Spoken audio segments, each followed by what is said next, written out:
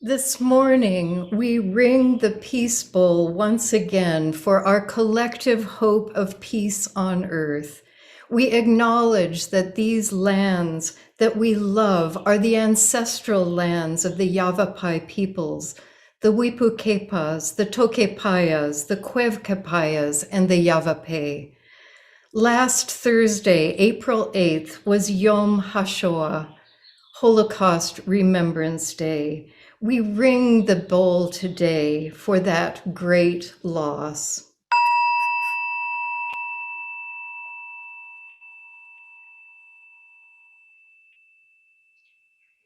The fate of Jewish musicians during the first half of the 20th century was marked by persecution and exile for those who managed to flee from Europe and survived the Holocaust.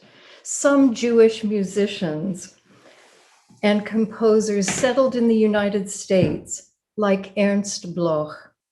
Ernst Bloch's music reflects Jewish cultural and liturgical themes. Let us listen to an excerpt from his Scenes from Jewish Life.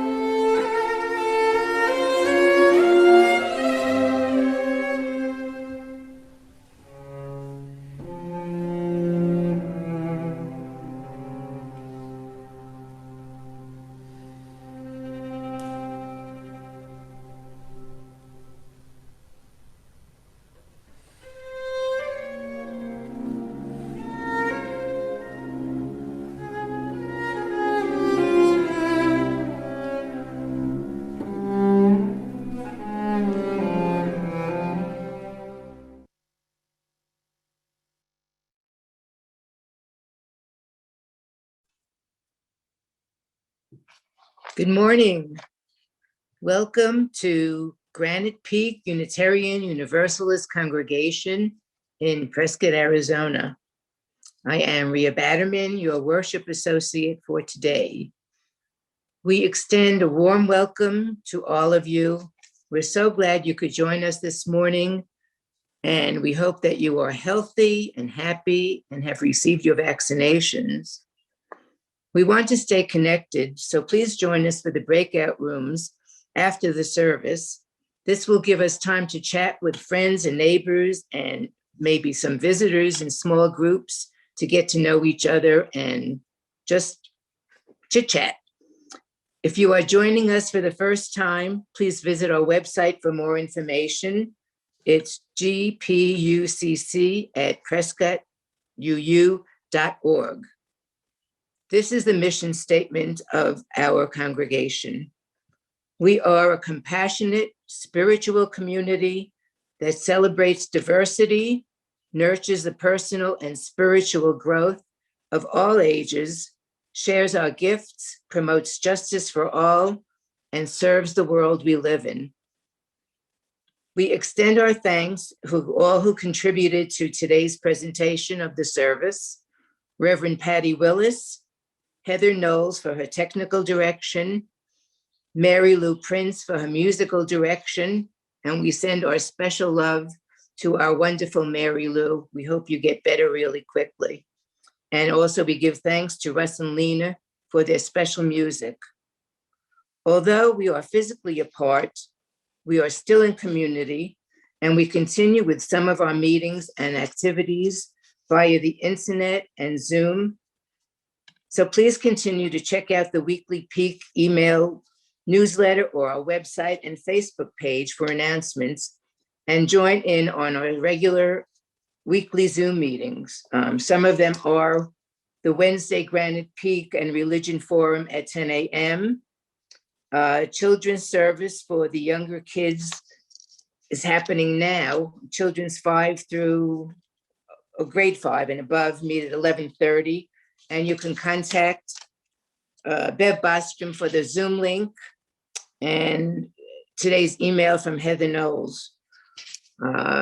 Also, I'd like to mention that our stewardship committee, our stewardship campaign is ending, and we are very, very close to meeting our goal. But those who haven't pledged yet, please dig into your pockets. You could find the link in today's order of service. And also, please remember that anybody who's at risk or needs some help can call or contact Nancy Beeson from the caring team.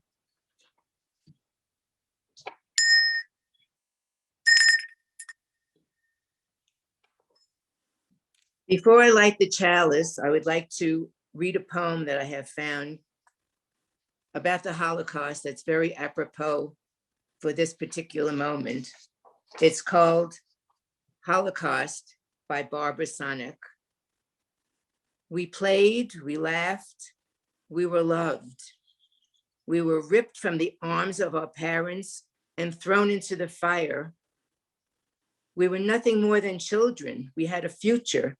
We were going to be doctors and lawyers, rabbis, wives, teachers and mothers.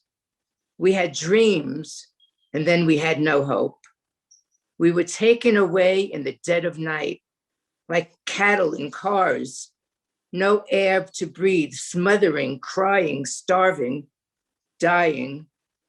Separated from the world to be no more. From the ashes, hear our plea. This atrocity to mankind cannot happen again. Remember us, for we were the children. Now we light this chalice in remembrance of all those who have lost in the Holocaust and promise to never, ever let this happen again.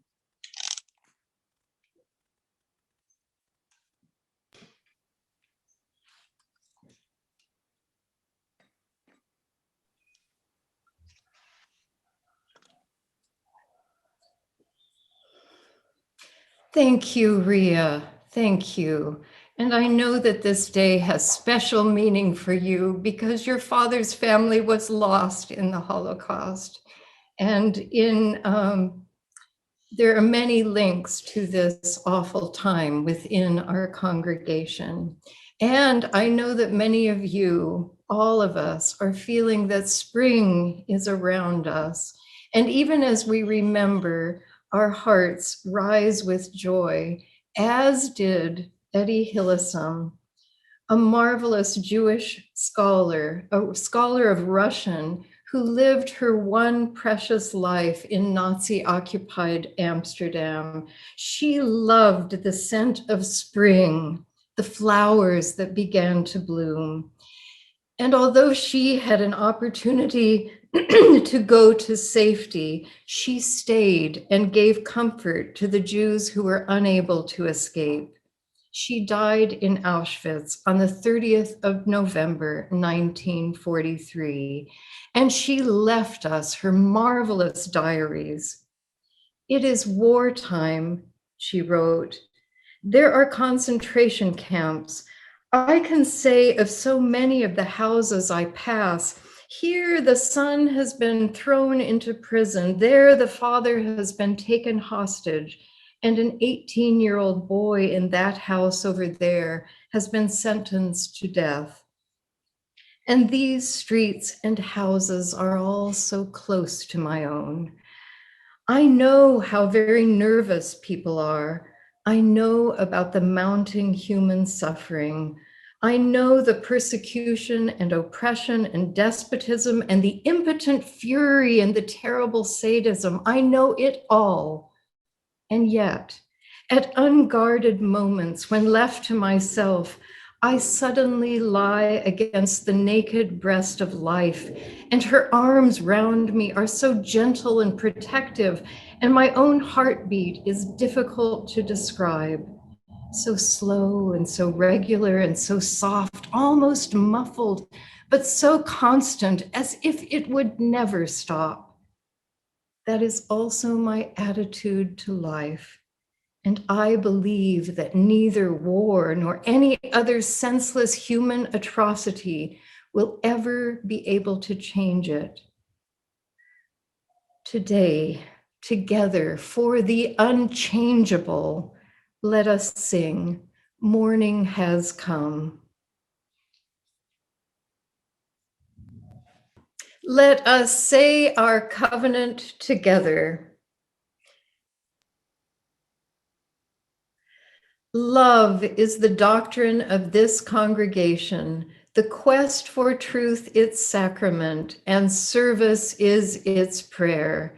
To dwell together in peace, to seek knowledge in freedom, to serve others in community. Thus do we covenant together. And now let us breathe together.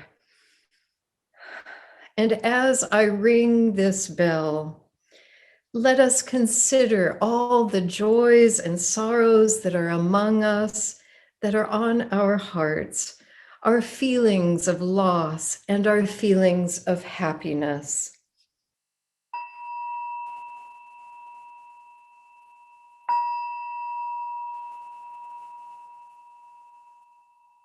Today, especially, we hold Toni Jarnigan as she and her siblings gather around her mother in her final days. Let us hold Ken Briefer as he continues to await surgery. Let us continue to hold Eunice Lovejoy, Janer Eldridge, Karen Anderson, Erin Holloway, who I spoke with for at length yesterday, and let us continue to send our wishes for healing to her, for they have great meaning in her life. Let us hold Karen Doyle and Frank Malley and Peter Eldridge and the joy in his finding a marvelous teacher for this time, Annette Skellinger, who is also among us. Today, on this day, as we remember the Holocaust, that unthinkable time that took so many lives connected with this community, grandparents, great-grandparents, let us hold a silence together of remembrance, after which I will offer a meditation and prayer. As I ring this bell, let us say into the silence the names of those who are on your hearts and minds.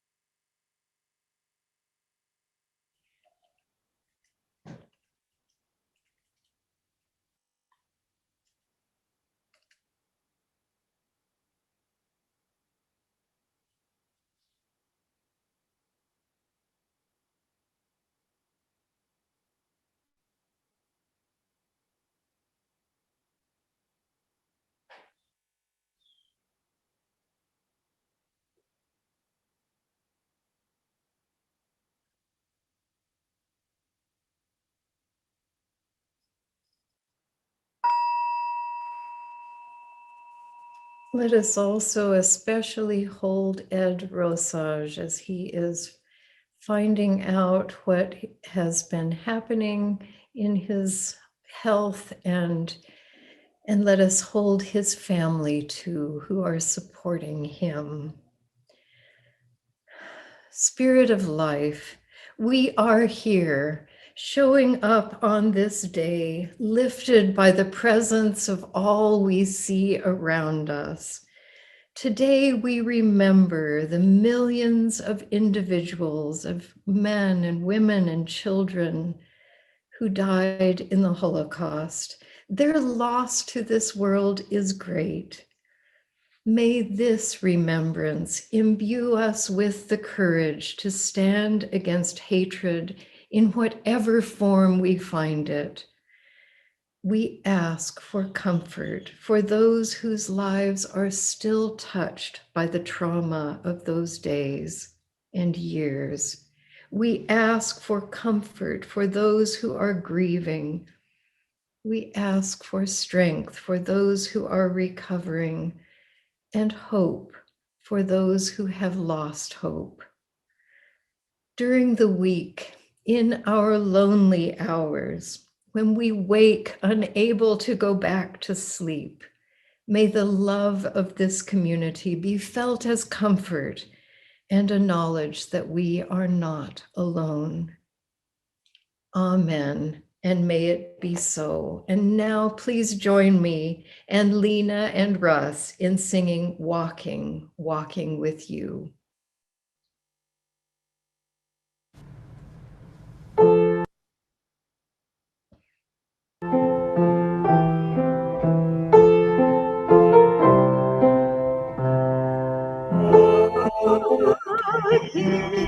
Walking with you, walking with you is my prayer.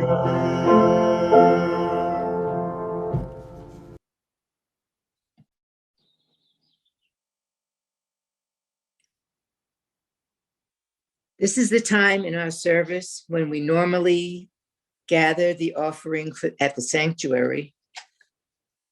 Let us embrace the feeling of connection and community that we have when we gather each week. Let us remember that our congregation, its staff, its programs are supported by your generosity. We also give back to the greater community through Seeds of Support. The Seeds of Support for April is the Northern Arizona Climate Change Alliance, which is a grassroots nonprofit dedicated to both increasing climate awareness and motivating local climate action. For more information on this, please check the order of service today, and you can get all the information there.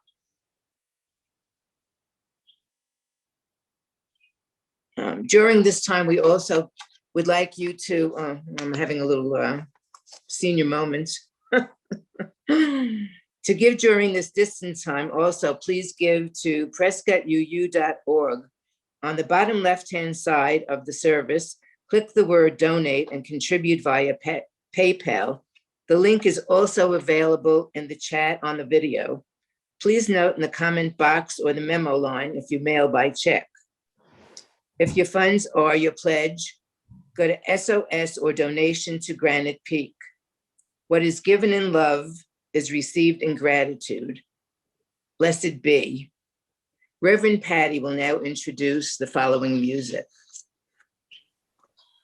The composer of the music you will hear, Darius Milhaud, was born in Marseille, France.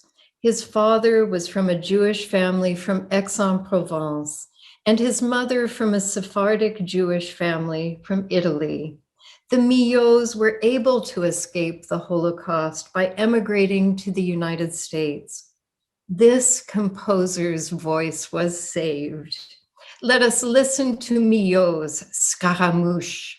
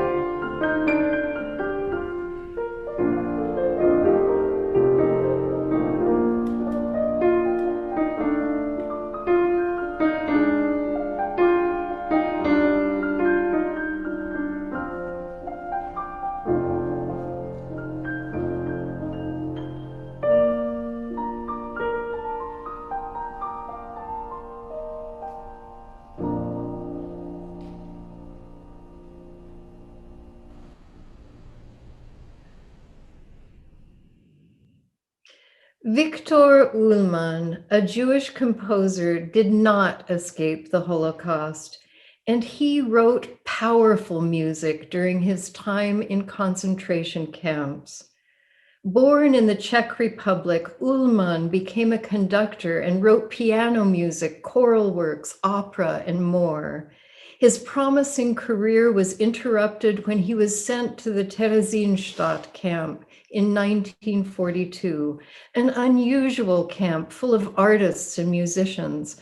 The Nazis let prisoners draw, paint, and write there, and used the place to trick outsiders into thinking that concentration camps were civilized. Ullmann composed more than 20 pieces of music in the camp.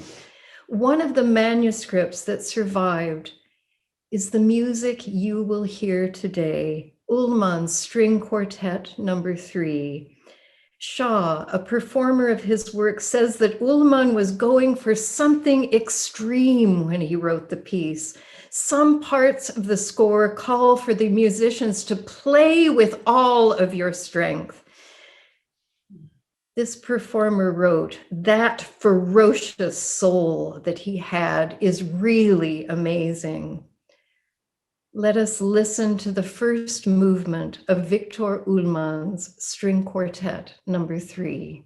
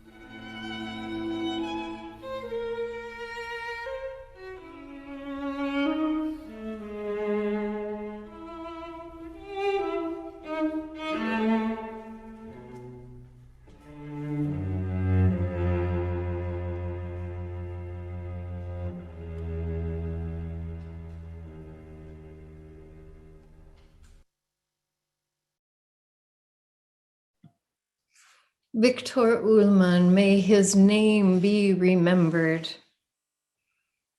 At 9:45 on the morning of October 29th of 2018, 3 services were underway in the Tree of Life Synagogue in Pittsburgh, which housed 3 distinct congregations. Tree of Life and New Life had all begun independent Shabbat morning services in the Pervin Chapel and basement. The Dor Hadash congregants were gathered near the front of the building before their 10 a.m. Torah study session. At 9:50 a.m., a gunman described as a bearded, heavy-set white male entered the building, opened fire and was shooting for 20 minutes. 11 people died. By afternoon, news was spreading all over this nation of what had happened at that synagogue in Pittsburgh. The killer, whose name we will not make more famous in saying it, was spewing anti-Semitic statements as he ran into the synagogue and began shooting anyone he could find at random. Among those who died in the synagogue shooting was a beloved Pittsburgh physician, Dr. Jerry Rabinowitz. When he heard shots ring out in another area of the building, he could have stayed sheltered in the room he was in, but he ran toward the shooting, ran toward the sound to help fellow congregants under fire. Why tell this story on a day in connection with Holocaust Remembrance Day, which was marked to be Thursday, April 8th? Do you know that April 8th was chosen for remembrance because it is the anniversary of the Warsaw Ghetto Uprising? That uprising was not successful in the usual way we think. Many people were killed or were deported to die later. The ghetto was completely destroyed, and yet this is a story of incredible resourcefulness and courage, of people refusing to be victims. The Warsaw Ghetto Uprising was the largest, symbolically most important Jewish uprising, and the first urban uprising in German-occupied Europe. The resistance in Warsaw inspired other uprisings in ghettos. It was a monumental feat of courage. On this day of remembrance, along with the need to remember all who were lost in the Holocaust, such as Ria's father's family in Poland, the tremendous loss of family, of music that was not written, of brilliant physicians, of mothers and children. We also remember the courage of those who did what they could, who resisted in myriad ways, hiding people, such as Miriam Krok's father, who was hidden in the Netherlands, and the composers who kept writing, such as Victor Ullmann. We remember those who risked everything, as did Jerry Rabinowitz 2 years ago. I wonder how they made that choice to risk everything. In 1996, Mary Lou and I embarked on an experiment, our great experiment, to discover what it would be like to live in a neighborhood in one of the 50 states after we had lived abroad for over a decade. Would we be accepted? Both of our families were so ingrained with their religion that we didn't feel welcome in their homes. They did their best, I know that, but our visits to them in the United States were downright uncomfortable, sorry, thank you, Lou. We yearned to find out how we would be accepted by people who weren't biologically connected to us. How would it be for us, two women in a love relationship, to live in a neighborhood somewhere in the US? A set of serendipitous events led us to choose an old house on a tree-lined street in Pittsburgh, Pennsylvania. That old house with its 7 fireplaces became the place where we traveled with our questions of belonging. We were afraid of what we might find and pushed our fear into creating a garden out of a weed patch, making a beautiful kitchen, and transforming our surroundings to feel like home. We spent much of our time there alone, while the others stayed in Japan handling our work. We got to know Norm and Midge across the street, who'd lived there for over 50 years. They showed us the place in their kitchen where they had hooks hung with the keys to every house on the block, so that children would have a place to go for keys if for some reason they were locked out of the house, or they could even let in workers to houses around us. And during a time when we were there together, one of us had a medical emergency. A neighbor suggested their physician, and he kindly made room for us on his schedule. I remember feeling fear as we drove through neighborhoods to get to his office. Into his waiting room, we carried with us numerous memories of homophobic encounters when people were so nice to us until they found out we were a couple. And then there was that moment when everything changed. The physician we met that day in Pittsburgh didn't change. He sat with us as if he had all the time in the world, one of the greatest signs, I believe, of respect. He listened to us, made us feel welcome through his full attention. And on subsequent visits, he always made time for us when we had medical needs. Dr. Jerry Rabinowitz's kindness and his acceptance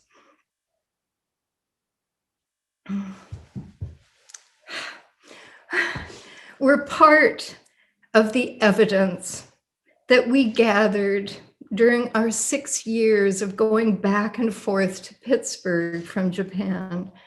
Evidence that showed us that we could belong in the United States.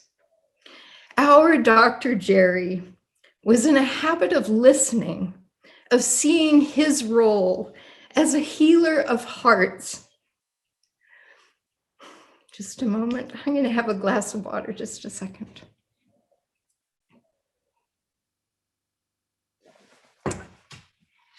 He could see that he was, as a physician, he had a role as a healer of hearts as well as bodies. When we heard news of his death in the shooting, we spent many days mourning. It didn't surprise us, as it didn't surprise his nephew, Avishai Ostrin, to hear that his uncle ran toward the danger. His nephew said this: "I just learned a short while ago that although the shooter traveled within the building looking for victims, Uncle Jerry wasn't killed in the basement of the building where the congregation was praying. He was shot outside the room. Why? Because when he heard shots, he ran outside to try and see if anyone was hurt and needed a doctor. That was Uncle Jerry. That's just what he did." Steve DeFusco, a friend of Dr. Rabinowitz, said the doctor's final selfless act fit how he lived his life. That doesn't surprise me at all. That's the kind of person he was. I imagine Dr. Jerry Rabinowitz's compassion as a force that spreads throughout the interconnected web of life of which we are all a part. His compassion healed the brokenness that it found and strengthened the connections among humans. If we all learned to be like him, neighborhoods would transform, our world would transform. I wonder if you have ever had a day when you were asking questions like the ones we were asking when we went to Pittsburgh. Questions like, do I belong here? Could this be my home?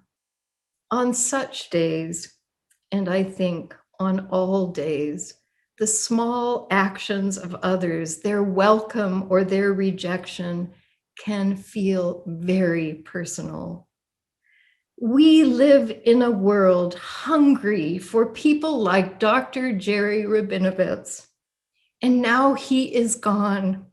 He is one of the reasons why we are here in the United States and not living in a different country. I wonder, can we each give evidence to the people around us that they belong? That is how we will create communities that will not abide hate crimes, that will not be fertile ground for hate to grow into movements. That is how we will have the habit of courage for those defining moments of our lives that will come upon us unexpectedly, as that morning in the synagogue, moments that will need our habits of courage. A couple of weeks ago in Manhattan, an Asian American woman in her 60s was assaulted by a white supremacist. No one came to her aid. Dr. Jerry would have. I think that the people watching the assault were stunned, as we can be stunned. And when we are stunned, we only have our habits available to us. Let us here at Granite Peak have habits on hand that would have sent us rushing out towards that woman and chase that man off. On Yom HaShoah, we remember that single acts of hatred that injure one woman badly or kill 11 people can lead to the death of millions. Unitarian Universalism carries a long history of people willing to rush towards the sound. A 19th century Unitarian minister, Theodore Parker, carried a pistol. He had a pistol with him or by his side when he was writing sermons. It was a pistol to protect people escaping enslavement, whom he and his wife were harboring in their house. In the words of our closing song, he wrote about wanting Unitarianism to be a religion that, like sunlight, goes everywhere. A sunlight that spreads into our neighborhood, that opens our doors to the stranger, that inspires habits of courage like those of Dr. Jerry Rabinowitz. May we be a people who rush towards the sound. Amen. And may it be so. And now let us sing together, Be Ours a Religion.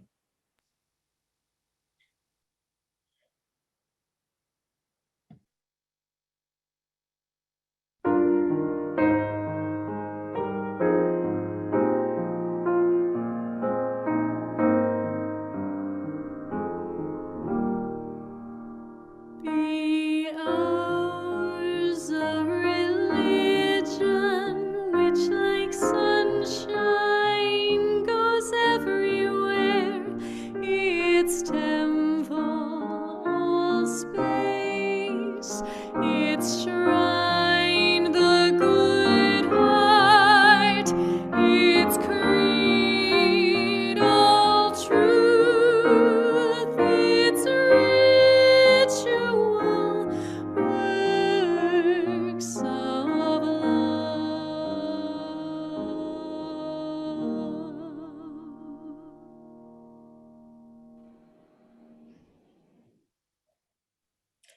Hannah Senesh, a Jewish resistance fighter in Hungary, wrote, "There are stars whose radiance is visible on earth, though they have long been extinct.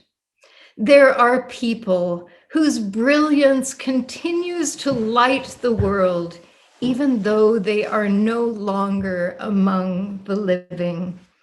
These lights are particularly bright when the night sky is dark. They light the way for humankind. Together, as we remember the lights of those who are gone, let us search for those lights that are still bright in the heavens.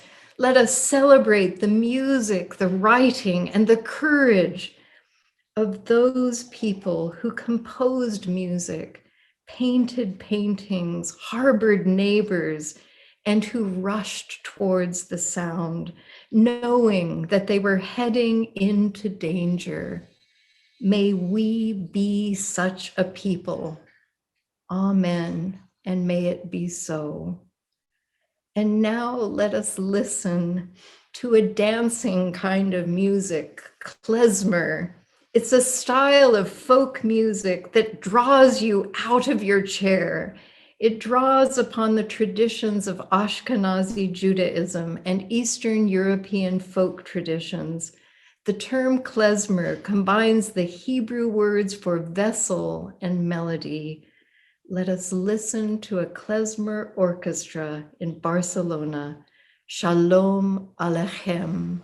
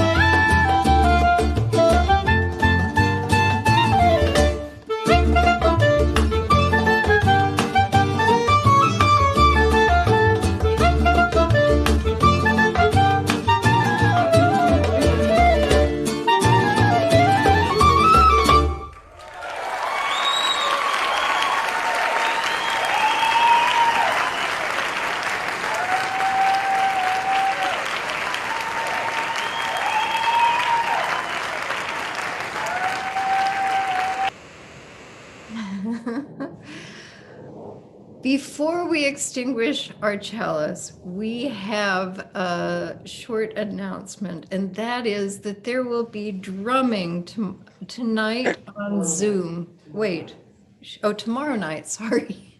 There Beat me will be to it. drumming tomorrow night on Zoom, and the details are in your order of service. So you can check that and find out how to join that fun event. So now we can extinguish our chalice. Yeah. You beat me to that, Patty. Sorry about that. I knew I forgot it. I apologize. I also, before I extinguish the chalice, I would just like to mention again how personal this is to me with my father's family and everything. So never forget, ever, ever, ever. We'll never let this happen again.